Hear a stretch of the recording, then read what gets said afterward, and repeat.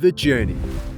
It was the year 2000. Only an hour away, the world's finest athletes gathered for the Sydney 2000 Olympic Games. But in Melbourne, a heroin crisis was unfolding. Cheap drugs flooded the market.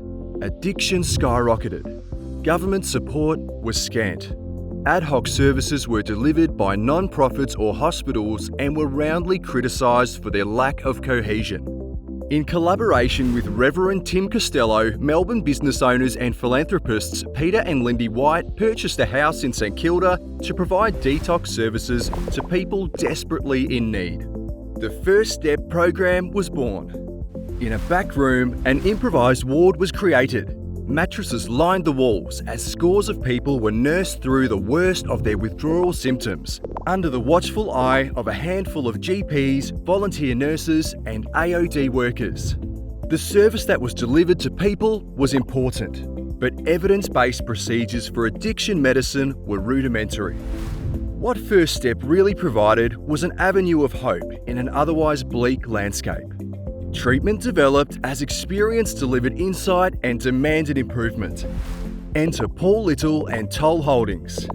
In an extraordinary display of visionary leadership, Paul Little and his team at Toll recognised the absence of a crucial element: purpose. True recovery demanded a compelling reason to get better, a reason to get out of bed in the morning. Second Step was born. The requirements of entry: a criminal record and a history of drug use. The result?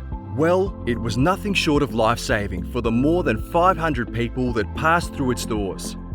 In 2003, Brian Ambrosius was appointed as CEO to bring the organisation together.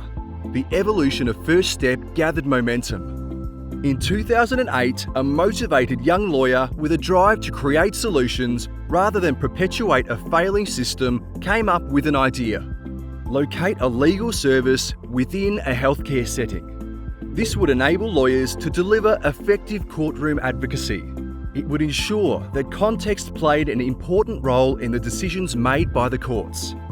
It promoted and supported genuine attempts at recovery. It provided the breathing space necessary for healing to occur. Lack of government funding was a double-edged sword. Survival was a daily grind. Every dollar counted. It was often tough to make ends meet. And yet, there was a silver lining to this struggle. Unfettered by bureaucratic or ideological rules, First Step had enabled a microclimate of client-centred care. Between the industry silos of mental health and addiction medicine, First Step was free to carve a different path. Its structure could reflect the lived experience of its patients. Mental health and addiction were inextricably linked, and First Step set about finding ways to address both issues together. Over the years, things have changed. First Step has continued to evolve.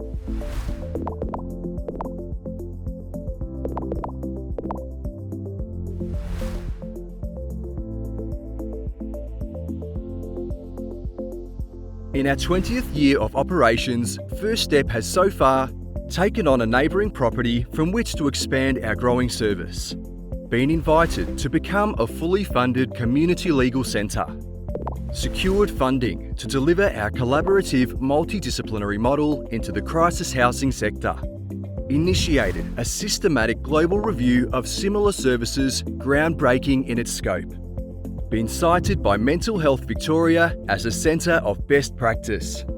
The future looks bright, but over and above all of those achievements, we remain focused on one thing: a deep-rooted certainty that the real power behind First Step, the currency of its success, is you, the people of First Step. This celebration is about you. To our volunteer boards, past and present, who often take on tasks far exceeding that of any normal board. For the tireless work of the front-facing staff and volunteers also, past and present. You make real our mantra that every person deserves every chance to turn their lives around. For the unwavering loyalty of our funders, supporters and partners. And finally, to Peter and Lindy White for your ability to envision a different outcome for those suffering from addiction. For the fearlessness of your actions 20 years ago, the ripples of which are still being felt today. Happy anniversary and thank you.